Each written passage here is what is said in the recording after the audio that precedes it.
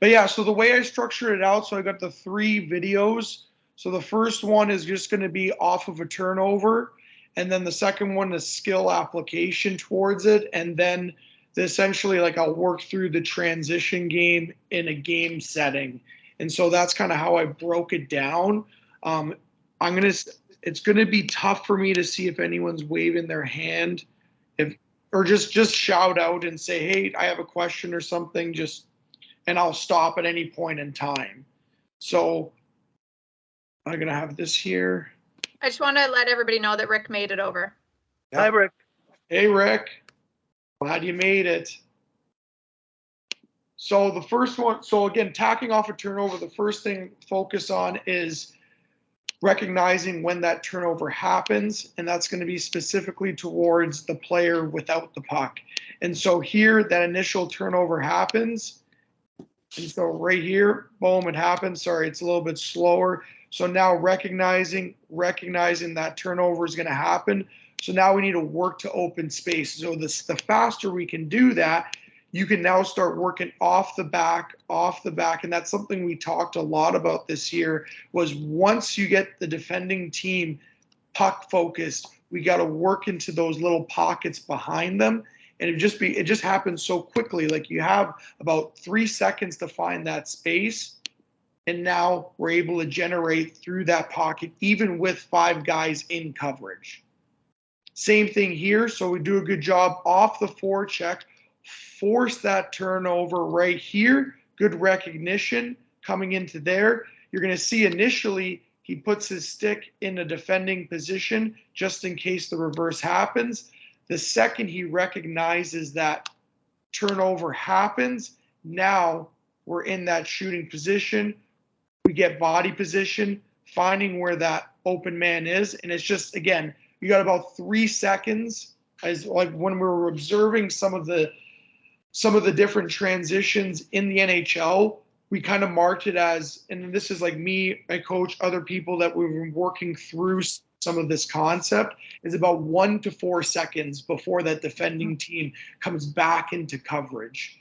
And so if you can get into that pocket, obviously 4 seconds is very lengthy. It depends how extended the play is, but that we try to tell our players, like, you have that 1 to 2 seconds to make that play. And like right here's a perfect example of, you see this pressure happens, and now that turnover happens, and it's right here. He sees that, and now he gets puck focused. Me and Wally talked about it, where you just kind of get a little brain fart. You're like, oh, I lose him for that split second, and now he's working open space, slips up, and now that thing's in the back of the net. And now here, so that's like where the player without the puck trying to recognize when that turnover happens. The player with the puck needs to get in that attacking mode right away. If there's time and space, once you turn them over, we want to try to get in between the dots as consistently as possible. And here Hagel does a great job. Their turnover happens on the blue line, and now it's get to the middle, get to the middle, get to the net, and now you're going to see that full-blown converging, and now you have that number situation, and boom, just getting bodies to the net. Here, same thing, and this will get into the next video where I talk about the first touch. Turnover happens, and it's all about, okay, is our first touch leading us to the middle of the ice? Are we accelerating off the touch? Are we underhandling the puck? Like the underhandling being a huge thing we talk about all year. Everyone wants to stick handle like Patrick Kane, but the reality is the simple is better. That first touch allows them to get him inside to the dots, and now we're able to attack. It's a simple play, but very, very, very effective. Here, same thing, same concept off the rim. Rim air happens, and now first touch is taking us to the middle of the ice. And now we're taking pucks to the net. He has to pay a price, but if you want to score goals, that's what you need to do. And it forces them, and you'll see they take a penalty off of that play. Last one off of the rim right here. So this rim happens, boom, and now that accelerating off that touch. Can we accelerate off that first touch? Can we get inside the dots? And now that mindset of like, I need to take this puck to the net off of a turnover. And lastly here, again, Nylander does a great job forcing the turnover instead of observing, going up the wall. He's working to take that puck inside the dots, accelerate off that first touch, and now catch them off guard before they're able to get back into coverage. Does that make sense? Mason, I've got a like you're talking like a coach showing video to Yeah. to players, and the question I'm asking you is, when you use this video, who do you use it with? What for? What do you want us to get out of it? So so the main objective through all three videos is really trying to see where this concept can be applied to, try to give a skill concept to really work into either a practice setting with your own teams, with your own individuals. And structurally, the last video is seeing where I believe the NHL is moving towards. And again, I know we were talking earlier about the neutral zone, but trying to use that first touch, use those quick ups, and how we can really amplify our transition game to create more offense. And okay. I'm going to interrupt you here because I don't know. My thinking is, when you turn it over, there's that moment of reaction and quick reaction and decision making that's going to happen. Mhm. It's all about quick thinking. And Tom Malloy's point on playing small area games, you have to apply your skills in the context of a situation. Mhm. And most coaches, and we talk to minor coaches often. So this video for minor coaches, they would be lost. Okay. My point is, and even for pro players, I'm wondering, do they see that already? Do they see more than we see, faster than we see it? Are we in keeping with the speed of their brains? And that's what I feel that the game has come to, is that the players are probably ahead of us as a group in terms of quick thinking. So what we're advocating here is, let's start our kids when they play hockey to, once they've got a simple structure, they are free to play within it and think more quickly within it. So that's sort of where I'm coming from. And I don't know if anybody in the group has anything to add. Tom, can you comment?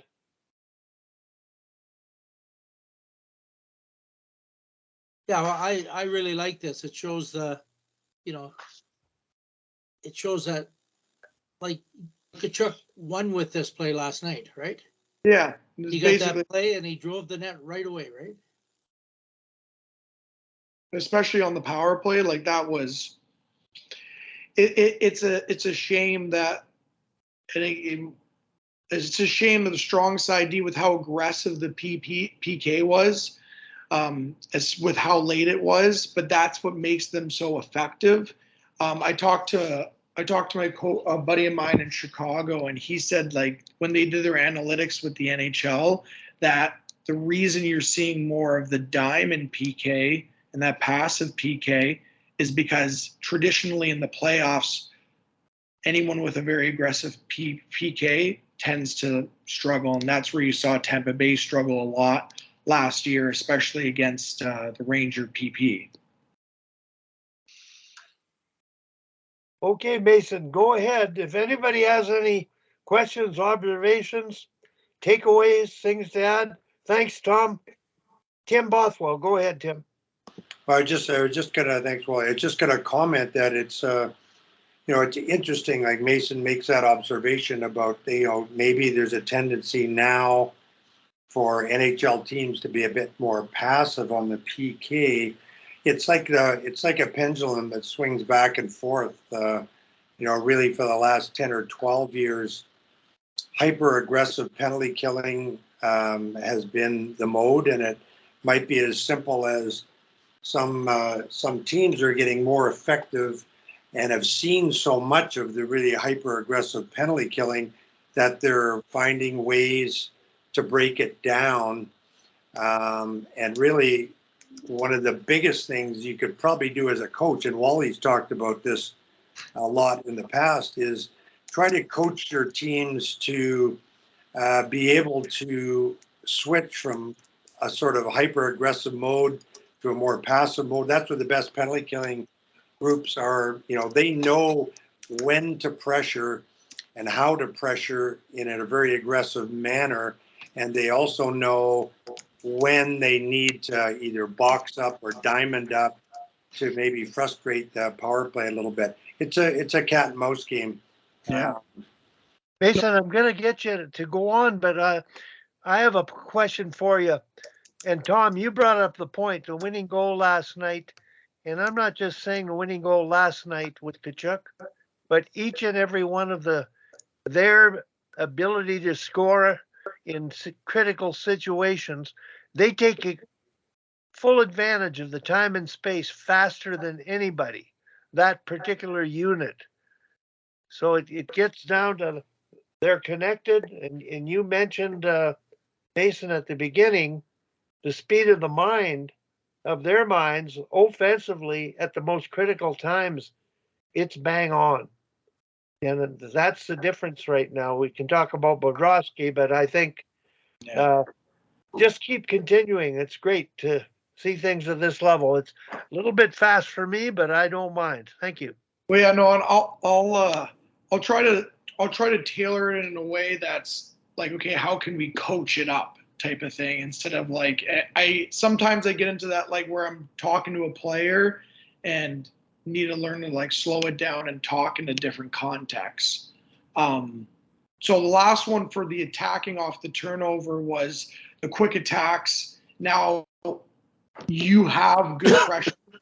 The opposing team is still able to defend, but now combining that, recognizing that someone is about to create a turnover, can we make a quick play to them? And here the first clip's going to be again with LA. So they're pressuring here and off of, and again, again, what we were talking about before is once you force that turnover, how quick can you transition to your offensive spots? And this is more of like in that O-zone look. Can we get into this pocket as quick as possible? He does a great job of it here.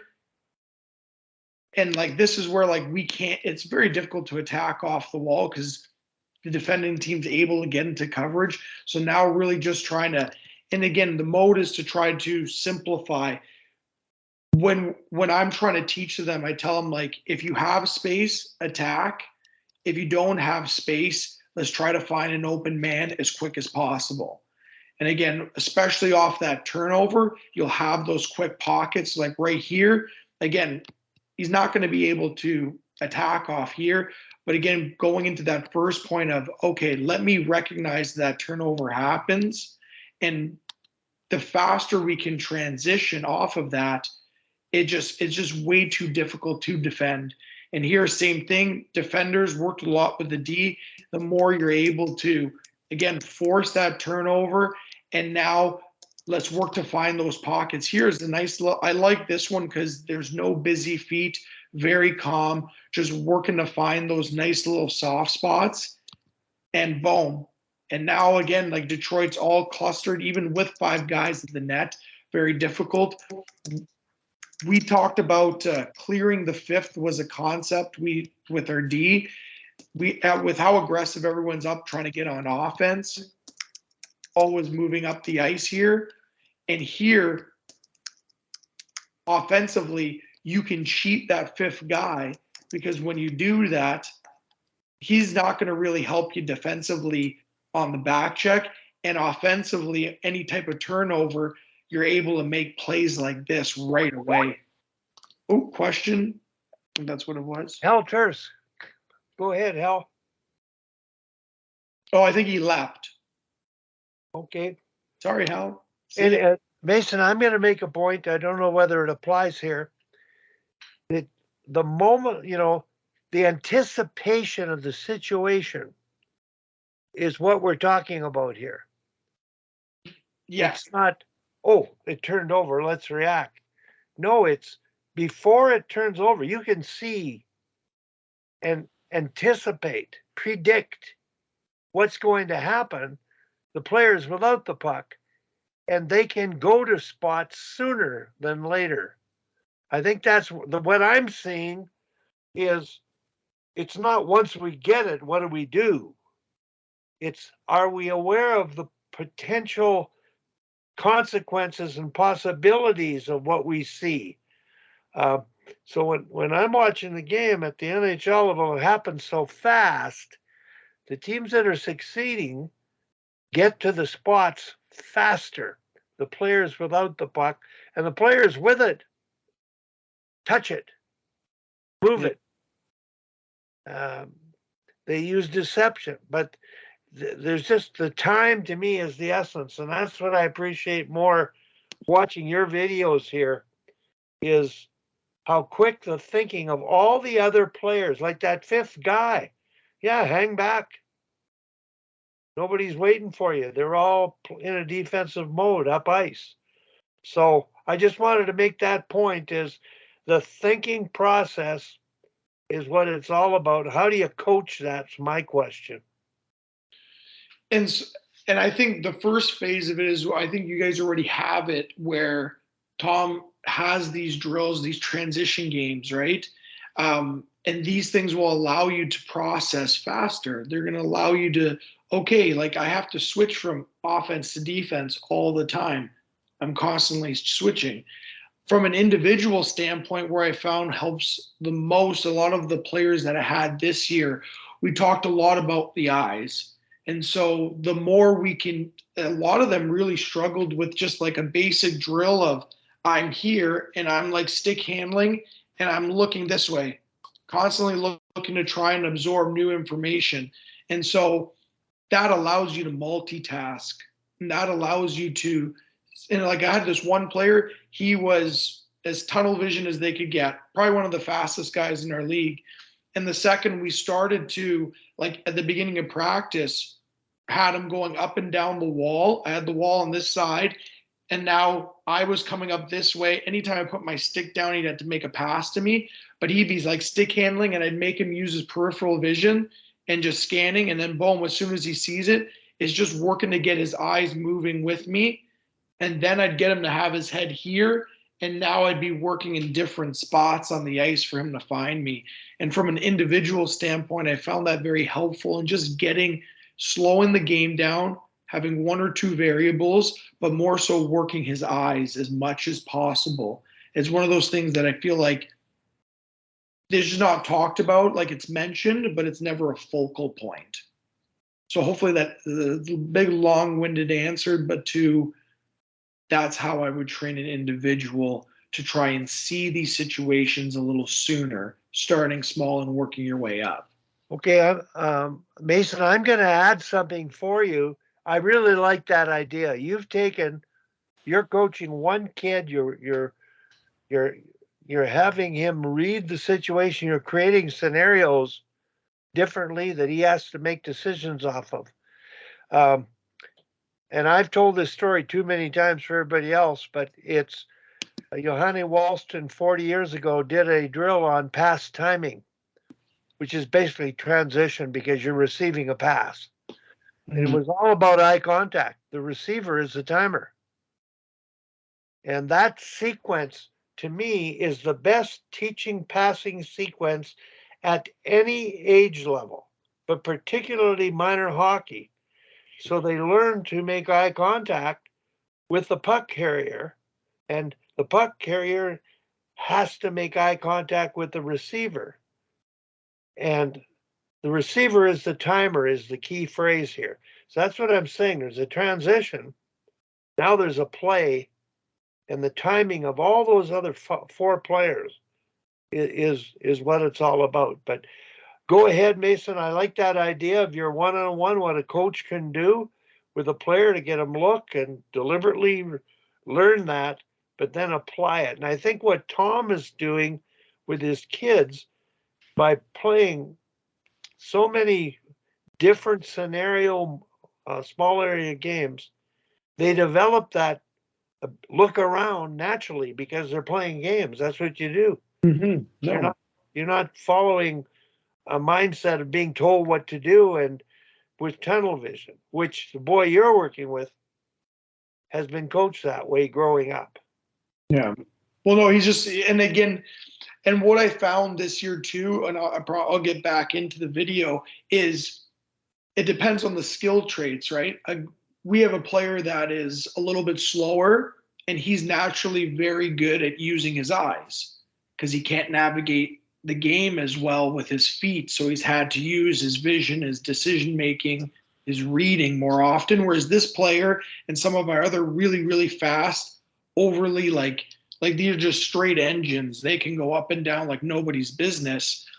They've always had their feet as their guide or as their competitive advantage. And so they've never had to use their eyes enough.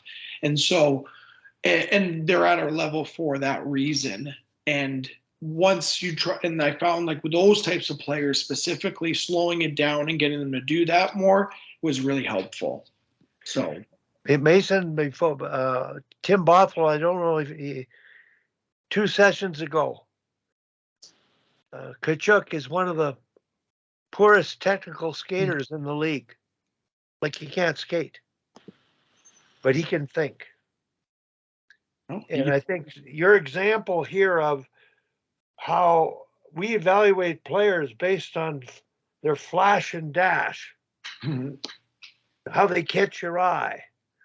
And I think this part of the hockey IQ is what coaches are trying to develop more, because we have so many skilled players, but not so many skilled, smart players. Yeah. So good point, and keep up with the work. And if you've got any more things to add on the video, go ahead. And if anybody else, Tim, I saw you came on. We talked about Tkachuk and the fact that you had mentioned he couldn't skate, but he can play. Well, yeah, sorry, yeah, it might be a bit of an overstatement to say he can't skate, but he's definitely. And you know what? I was thinking the exact same thing last night when I was watching the game. That he's just, by NHL standards, he's not. He'd be in the bottom half of sort of skating ability in the NHL, but it doesn't hamper him in any way, shape, or form. Like you say, because he's got such a high IQ and a high compete level and high skill level, all those things. So they just find new ways to compensate, and so it's very enjoyable to see when players are able to do that and still get it to the top level. So, but yeah, here I'll get back into this. So the last clip I had here was, this is my favorite player to watch, so I'm a little bit biased, but I do enjoy watching Kucherov. He is a good skater at times. He does get a little lazy, but that's because I think, like, from an IQ standpoint, he sees the game so well. He's so sneaky, deceptive. He's an unbelievable playmaker.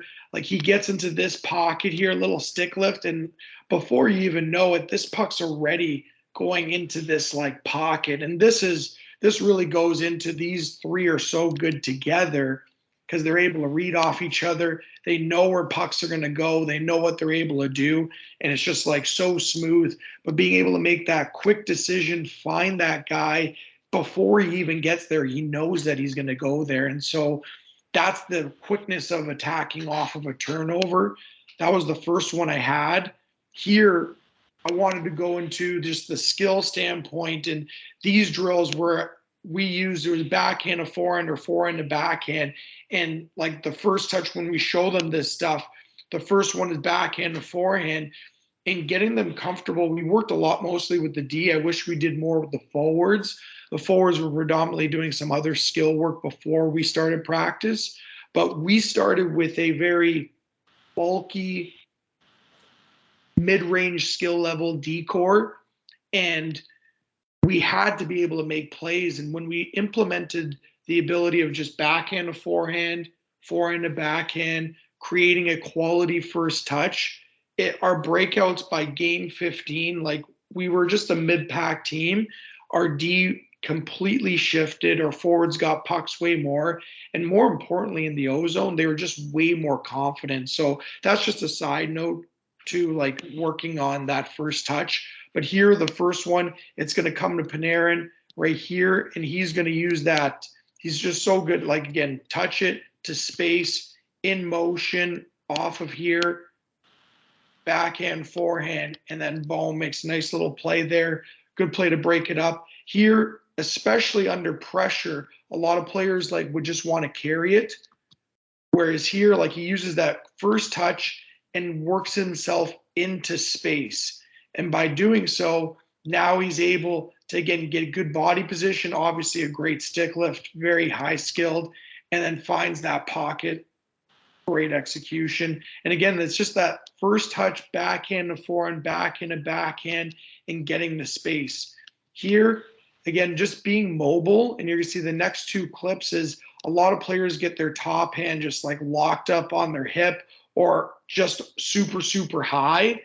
And here is just this like free flowing top hands like near the belly button, and you're able to just backhand, forehand, transition into a shooting position all in one motion. And I know his head gets in the way, but you can see his top hand is just in front of his body, and it's just one smooth motion.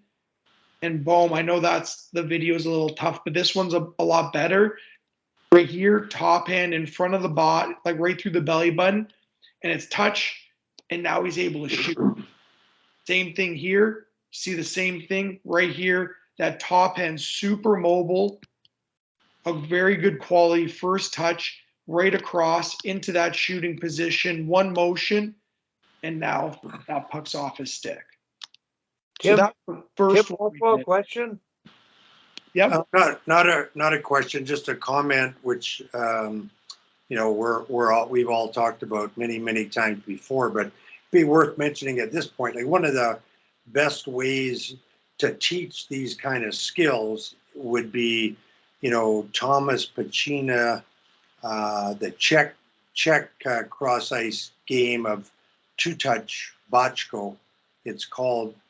And Mason, you may have heard of it before, but you know, basically you're playing a 3-on-3 game, and the players on their first touch of the puck, that counts one, and you only get one other touch of the puck, and that's it. You know, if you go forehand to backhand, you got to keep it on your backhand until you make a play, and it. You know, once teams understand the game and they understand if they touch it 3 times, there's, you know, you got to turn the puck over, you got to leave the puck. It's one of the best games ever for improving both your power play, but all of your offensive skills. You know, we used to play it a lot at the Oval with the girls at the Oval. When I was working with Danielle at University of Calgary, we would play 10 minutes of two-touch botchko twice a week, 3 times a week, just to enhance the thinking process of the no dust, you know, not dusting the puck off, the under puck handling.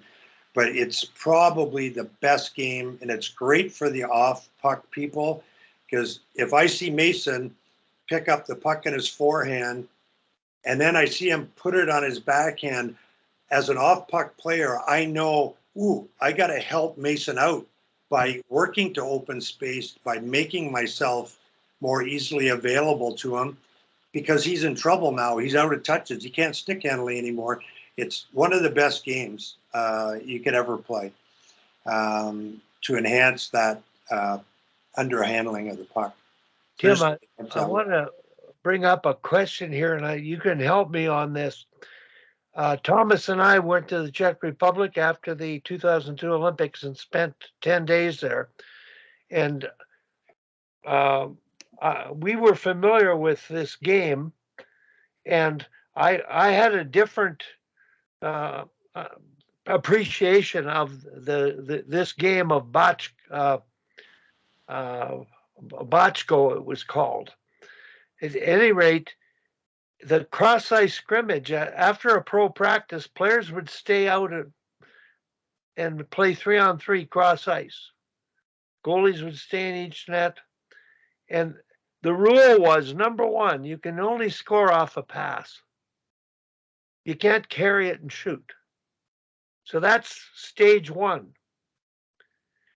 Now, when you play whole ice, it's the same rule. You can pass and headman it, but you can't score carrying it and shooting.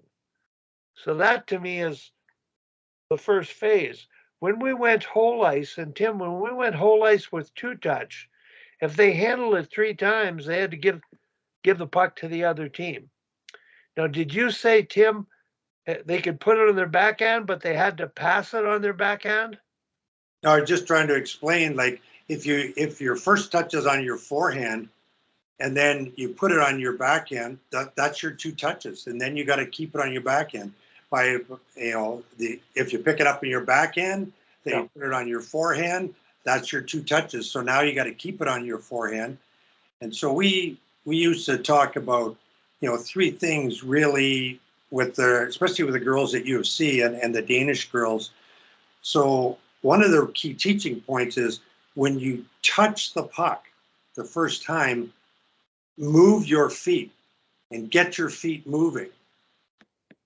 And as you're doing that, the second point is that if you see a play, see a pass, make the pass and do it quickly. And then the third thing was, if you can't do, you got your feet moving, you can't make a play, but now you got to think about protecting the puck if you're under checking pressure. But we played 3/4 ice games, and whether it's 2 touch or Tom's game of you have 2 seconds or 3 seconds with the puck, 2 seconds, 1,000, 2,000, that's it. You got to move the puck. 3/4 ice games with passing outlets on either side. So it's effectively 5-on-3 or 3-on-5. Anyway, all kinds of games that really, really enhance that thinking process of moving the puck quickly and the skill process as well of just moving it quickly. And I love the videos, Mason.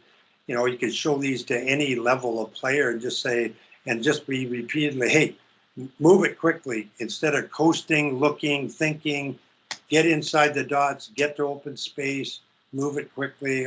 All the clips are great for that. Yeah, you like the next part where you said about moving, and so like the punch phrase near the end of the year was accelerate off the touch, and it was just like, man, like it was just crazy how we just get in this tripod mode, and it was once we got the message across, especially like our more talented players, like we had guys that shouldn't have been here, like should have been in the AHL, and they were just separating. It was crazy the separation that they created. So yeah, you'll enjoy the next part is definitely a little bit more where you're the forehand attacking and then accelerating off that touch. Where again, like you'll see here, this puck comes all the way down, and it's just that first touch into space, accelerate right into that pocket. And like now he's in, like that's a grade A chance. They basically should have scored on the goal here. Here as a defender activating off the rush, like that first touch is, I'm going to get to the middle of the ice, away from pressure, and then boom, great under handle, elite level shot. And then this is the part, again, little bias, really enjoy watching him. But part of the reason is I think he's very, very skilled, but he does it in the most simple way and the most replicatable way. Like a drill like this we do after practice with players where lefties on this side, righties on this side, and I'd be over here, they'd be coming up the wall, I'd give it to them right back here, and then it's boom, accelerate into space. So boom, touch, accelerates into the space, forces everyone back into coverage, and then just a beautiful play right to the top there. And again, I understand he's one of the best players in the NHL. Like I'm not delusional, but like right here off the corner, like it's a simple concept of, okay, I'm going to drive my feet into space. It's going to pull 2 people for that brief moment. And now it opens up the middle. And again, the extra passes just shows to how good those guys are. And the next 2 clips kind of play into the last part where this transition of let me touch it to space with a good quality first touch and then accelerate into that pocket. And Bunting does a great job here. And again, starting it back from this pocket, boom, this puck's going to come here. Oh no, it's short, it's kept, my bad. And then boom, that nice first touch underhandle right into space. And this clip goes up again, but one of my favorite ones, because it was off a little turnover in the D zone here. They transitioned into their breakout. Bertuzzi gets ahead of the opposing defenders, and it's that touch to space, and it's just an unbelievable goal. And and we started doing drills where with just like couple D, couple forwards, D backs out into space here. The forward did like I'd be standing right here. Forwards would come across, quick touch to me, and then work up, open up, pivoting, staying in motion, kind of like Bertuzzi does. And our D are opening up, and then that cross ice, quick touch to space. And it's really replicatable. And like right here, it's just, you see the quality of the touch. Like I love soccer, and it's a very similar concept of, okay, how good is your first touch? Because it sets up like he's now in stride and can just take this thing right to the hole. And it all comes off of that. Again, just having a really good quality first touch and then accelerating off of the touches. Again, like what you were just talking about, Tim. Yeah, Wally? How do you teach that? So that will, like, going back, so that drill, like, talk about the first touch or the concept itself? Well, I'm talking about everything here. It's the thinking of touch passing. If you make, like I always criticize power plays at all levels, because if they don't touch pass, Yeah. if they don't deceptively quickly move the puck, they're not going to do anything. So I have a progression, and I've talked to Tom about it, and I'm curious about him doing it with his U13 girls that teaches the concept of what you're describing here. And I know Tkachuk's line has scored goals off of the touch pass in the group of three in low zone play, where the guy carrying pass, the guy receiving knows he's going to touch it to the third guy who's going to score. Mm-hmm. So the passing drill I'm leading to is 3-player passing with one puck in order, deliberate, small area. One carries, passes to 2, who touches to 3, who carries, passes to 1, who touches to 2. That teaches awareness of I'm receiving it, I have to touch it. The third player knows they've got to get open for it. And that, to me, the first time I've seen it happen in an NHL clip was one of the goals scored by Florida. I think it was an OT goal, but that touch pass is something that can be taught. Mm-hmm. And it's teaching of the mind and the deliberate thinking, like the Bochco drill did, whole ice with everybody. Progressively, you're teaching, you can carry it, but you can't shoot and score off the pass. You know, in the O zone, before you can score, the receivers have got to get open for you. Mm-hmm. So that, to me, that's the most important part here. Like what these guys are doing, it's taken every clip you've shown me when you've talked about first touch skill. That's, to me, the essence of the offensive advantage of space and time being taken. The question is, when can you teach it? How can you teach it? And I believe that 1-2-3 passing drill, which my daughter gave to me, playing with the national field hockey team, is a no-brainer to develop the mind and thinking ahead. It's a game of chess, not checkers. So No, absolutely. And so this concept's more for the individual, and I'll go through and I mentioned the one drill. This drill is the other one that I like to do to individually develop the first touch. And like what you're talking about, like I'll say, like with a lot of the players we keep them inside the one circle. I don't know why it keeps doing that. So I try to keep them inside the circle, and we'll go with, just like you said, we'll have 3 players, but we'll keep them inside the circle. That's their constraint. And they're just touching back and forth, just working to find the space. And the way we'll develop like the group setting is add 2 pucks. So we'll have 2 pucks, 3 players, and then have players on the outside that they can pass to. So now you have these 2 pucks being touched around. These players don't have any pucks, but these pucks can go outside, and now you're working to find space. So you have 2 pucks throughout the whole time. We'd have about 3-4 bodies on the outside, and we'd have 3 bodies on the inside. So about 7, we'd have 7 people working at a time in there. And it really gets like you start with the 1 puck, and then when we progress to 2 pucks, and then we progress to having 4 people on the outside, even 3, it doesn't matter.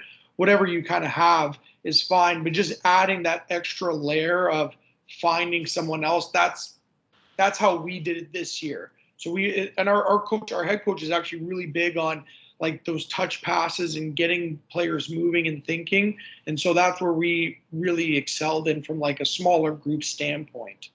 But yeah, that's what we do with the team side. Off the individual side, this drill's no brainer again, and I mentioned it, but having the players, and you have like 2 or 3 players up here. I'd say up here because I like to get involved, get engaged here, but like they'd come up the wall just kind of in that tripod, very slow glide. And then they'd be presenting their stick, lefties here, righties on the other side, and just really working this acceleration first to be into space to shoot because you got away from coverage. And then we'd have a player right here, and this acceleration, as soon as he accelerated off here, he'd pop to space, and it's just a catch, shoot, or one-timer. And then this player would now filter back out. The player who passed would come into this spot, and now they'd come in and do that same drill, touch, accelerate, he'd pop here, and then one-timer. That would be essentially how we did it, just by like more individual standpoint. Hopefully that answered the question. Thank you. So the last part here, I know we've definitely been going for a little bit here. I'll make it short and sweet, the last part. And again, it's just accelerating off the touch, but where you see it all over the game. And I know it's McDavid, but again, you see this post up and just accelerating inside the dots. We talked about with our players, whether your sticks to the middle and the next clip will be sticks to the outside, you have to be able to present an option and then get inside if you can.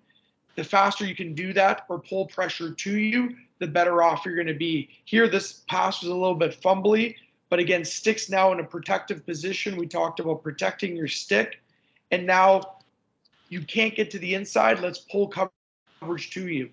And he does a great job of accelerating into the body, and now you have one of the best players in the world on the back post. Same thing here, again, a little more. This transitions happen. Let me try to find someone here. And again, it's protecting the stick, accelerating. And again, you'll see this in the neutral zone regroup. You see this in the controlled controlled breakout. And it's really effective. And again, same thing here, off these breakouts. And you see that first touch. The higher quality that first touch is, the more effective this way of playing. And we've already saw this clip already. It's already inside the same package. It just sets up your ability to get on that offensive side so much quicker. And here there's going to have like 3 more clips here. Sorry, Wally, you have a question? And I'll stop right there. Oh, Tim just left, sorry. But yeah, sorry, I thought there was a question there. And then catching that pass in motion, where I saw, again, off the controlled breakout, staying in motion, and it just pulls people to you when you're able to just catch that puck in motion. I love, again, talking about presenting the stick here. He does a great job of doing that, opening up, doesn't lose speed, stays in the motion, and now they're able to keep their attack going. Here, same thing, in motion, boom, able to attack off the rush really well. And then again, going through this again, great quality first touch, staying in motion. Last one here, off the controlled breakout, Tarasenko sneaking right behind them. And you'll see here, off the play, he's reading, recognizing, presenting that stick, and now able to make that play, touch it into space, and finish with that execution. And so really the application in the neutral zone is in those controlled breakouts, in those quick up breakouts, in the neutral zone regroup. And that's where you see this quality first touch applied in a very easy, I think it's a very easy way to describe it to players and teach it. And it's, you're going to see the quickest bang for your buck once players get a good first touch, get a good feel, get a good understanding. And now you're able to really set up your team play by developing an individual skill. So that's, yeah, those were the 3 videos I wanted to show and share, and really talking about that transition game. Again, all the other stuff we talked about, whether it's Tom's transition games, Wally, some of the concept, the games that you were mentioning, I think those are, even Tim as well, those are very applicable games that are going to pull these skills together and then force the individual to find a way to navigate it and apply what we're talking about to create some more offense. Because really, at the end of the day, that's what we want to be able to do. Mason, my big question,